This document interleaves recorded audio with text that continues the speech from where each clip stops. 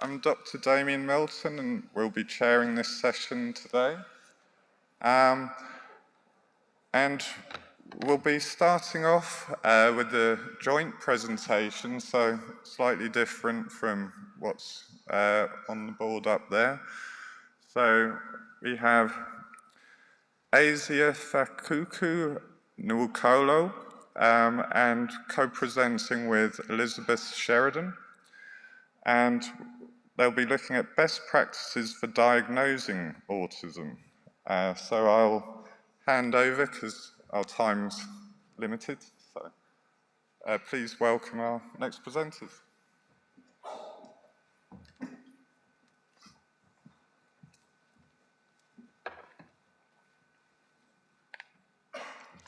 Good morning. It is such an honor to be here today. I am thrilled to present with my colleague, Dr. Zifi from Nigeria, and in the front row here, Sarah Nannery, who is also from Drexel University with me. I, at Drexel, direct our clinical core. We're a research institute that looks at autism across the lifespan, and our mission and vision is to improve the quality of life for all autistic people across the lifespan through research that is truly centered on what matters to autistic people. Our learning objectives today are pretty, they're beyond the scope of a 15-minute talk. So many of you saw me very upset yesterday, actually had a panic attack. So I was inspired by Dr. Mary because there's a lot going on in the world right now, right? And it's a heavy time. I had some personal sadness and lost a loved one right before I flew here. So I am not well. And I am thrilled to still be here with you all because the theme of this conference being As I Am, you're seeing the real me.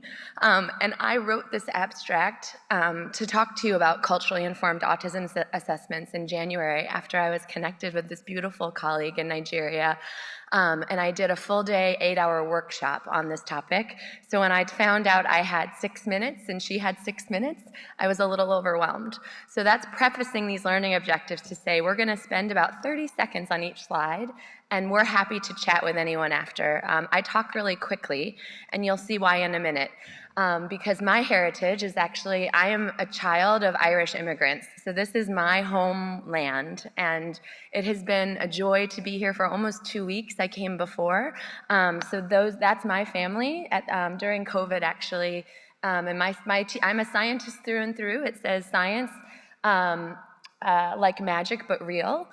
With Einstein. That's how I feel about the world right now, because there's a lot going on in the United States that's messing up my research and a lot of people I cares about research, which has partly contributed to my coming undone. Sarah, my colleague, is an autistic woman who got a late diagnosis in her life and has an autistic child.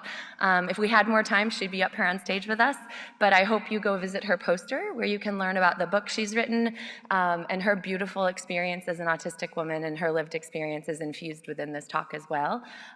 We were able to share our expertise on Good Morning Philadelphia a couple years ago for Autism Awareness Month, which is that middle picture. And then finally, I want to just tie our talk to the culture of Ireland for a moment. My colleague Erin and I were actually out last night helping me come back to myself. Traditional Irish music, if you talk about that energy we talked about in the keynote the first day, I knew my batteries were depleted. I was checking almost all those boxes. And I'm a psychologist who's trained to help other people fill their batteries back up, and I hadn't done that for myself. So my colleague Erin has been my hero with Anne and others, so I'm just so grateful to be here and be well enough to talk with you this morning. And positionality really matters. That's why I want this slide too. I am not autistic. I am neurodivergent in other ways that I've never talked about in my professional identity. And it's probably time to start doing that, is what Mary taught me yesterday. This is the slide that I use. I am, in a lot of my time at Drexel, I spend doing autism assessment trainings. I have trained over 2,000 people now around the world. We do virtual trainings on the Autism Diagnostic Observation Schedule, ADOS, which I know many of you are familiar with. There's lots of mixed emotions about this tool. It's not a perfect tool, and it's a really good tool for a lot of reasons. So we're going to talk about that today, and Ziffy's perspective on that is especially important.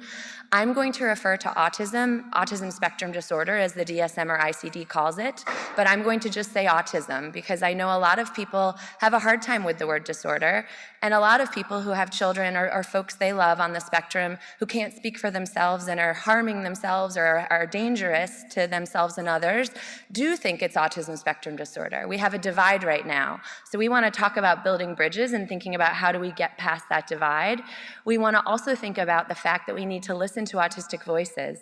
Part of one of my favorite things about being at Drexel is we have so many autistic colleagues who are truly co-creating our research and leading us, because when we know better, we need to do better.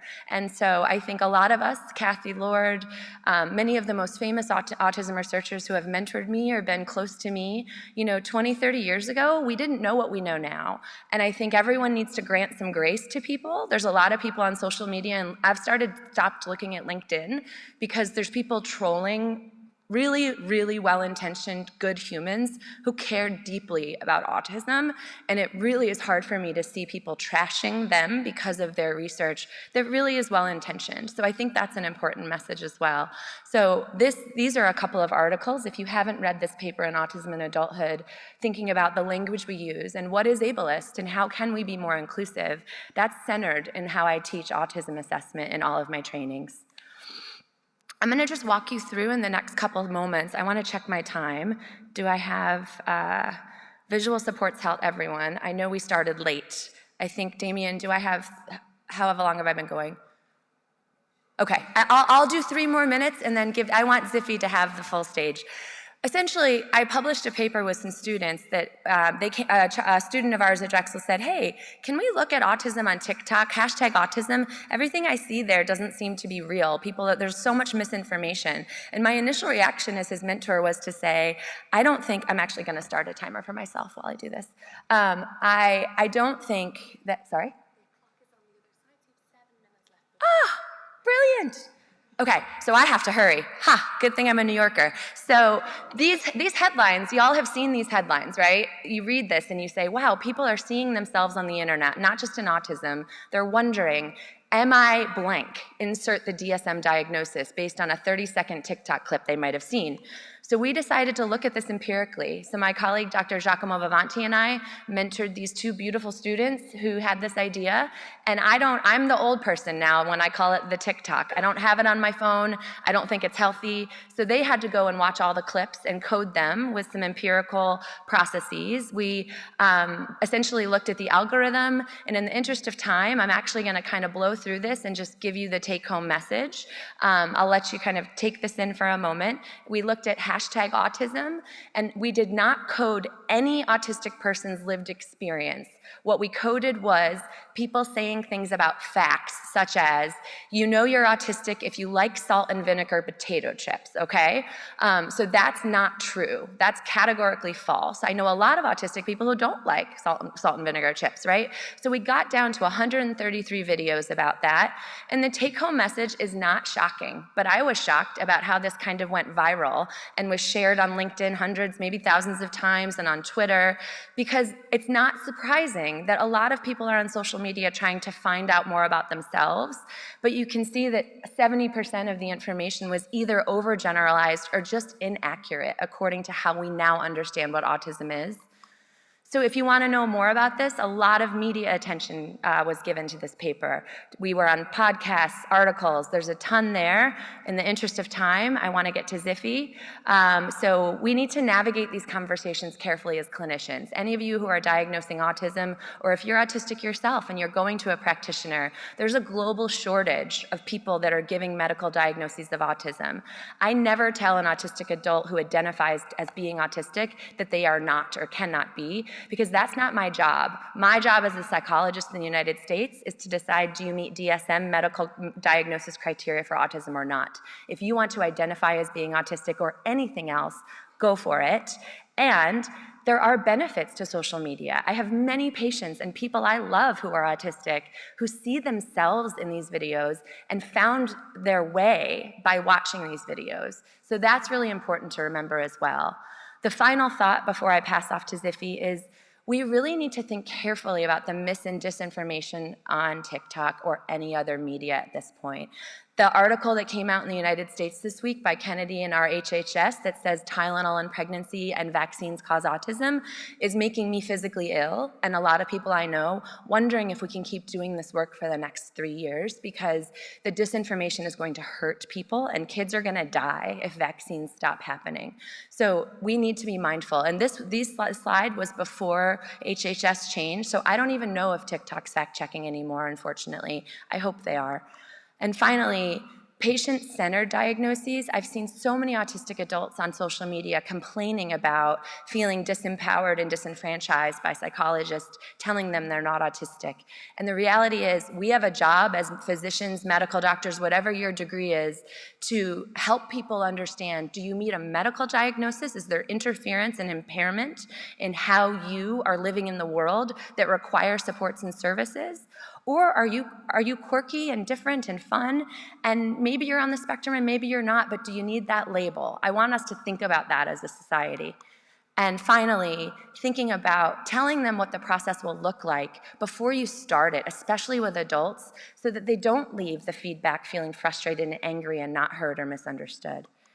And finally, the implication is we need to be I almost downloaded TikTok but stopped because I quite frankly don't want to, it's toxic, I think, but I want to know what's happening on there so I can help people coming to me and help them understand themselves. And the anxious generation is just a thing. If you haven't read it, highly recommend it. I'll close sharing some of my family. These are all the kids in our life, my husband and I with our beautiful nieces and nephews, all of whom I'm terrified growing up in a world where they're looking at their phones and seeing mis and disinformation and trying to learn about themselves. Without further ado, Dr. Ziffy. Okay. Hi, everyone. Yeah. I'm just going to try and get through this in 3 minutes. My name is Eziafakaku. Okay. So that's my beautiful family on the left when they were a bit younger, and on the right, they're all graduates now. One of who is autistic, and that's how I got into all of this. I retired from my well-paid job to come do all of these things because of the gaps that I'd seen in Nigeria. And I started out as an RBT and then went on to become a BCA, BA, and then just ended up doing a PhD in screening and diagnosing autism and intellectual disabilities at the University of Kent, Damien, where I had Professor Murphy and Pete Langdon as my supervisors. And in the course of doing that, I had to look through a systematic review on most of these tools, if not all of them, that have been used in screening and diagnosing. And at the end of the day, what we found, nothing new. I wouldn't want to lecture us. We all know that these things exist. But where I'm going is this. Again, not to lecture, but in the course of adapting the SCQ for use in Nigeria, I did find that our culture and our language had a lot to do with how that tool was administered. Simple example would be something like ritual. If anybody is familiar with the African culture or Nigeria, ritual has a different connotation. You don't want to go in there and tell or ask or just give a Nigerian parent the tool and say to them to confirm whether or not your child engages in ritualistic behavior. So you need to be very sensitive. Another thing is with the ADOS, for instance, is a brilliant tool. I like it. I haven't seen anything better just yet. There are things that we found in there. So for instance, if you're using the module 2 and 3 and up, you know you have to assess the conversational skills, right? So let me put this in context. In my family growing up, my parents allowed us room to talk. have conversations that were the back and forth, right? So if you administered the ADOS to myself or to my daughter, as was the case, you would probably diagnose her accurately. But what I did find was in the course of using the tool, I had to be very deliberate without egging the client or the participant on, because you'd see some parents would jump in and be like, but they're talking to you, you need to answer. And then they would say it either in their local dialect or whatever, basically prompting the child to speak. And if that child also came from a background where they didn't have the back and forth, it was just military precision, you would also not get the right response. What you would do would end up categorizing that individual as being on the spectrum, right? So we have things like that. And so we really need to be careful. And I say this because there's a high rate of migration right now out of at least Nigeria, where I come from. People are either going over to the States, Canada, Ireland, UK, wherever. And if they come in contact, as I've seen, because they come back to us in Nigeria to do the diagnosis, and I'm like, what did you get? And people have said to me, oh, there's a high rate of individuals being categorized as being on the spectrum, okay, as having autism when they go out. Zifi was the cause. I'm like, you have to remember that the cultural context. So if you're out there and they've given you that diagnosis as being autistic, you need to really think about the context within which that tool was applied and, you know, have those conversations. Again, I'm not saying that the label or whatever you got was wrong, but you need to have more in-depth conversations. So as clinicians, when you meet people from other cultures, especially from Africa or Nigeria, we need to think deeply. We need to put the language and everything about the tool aside.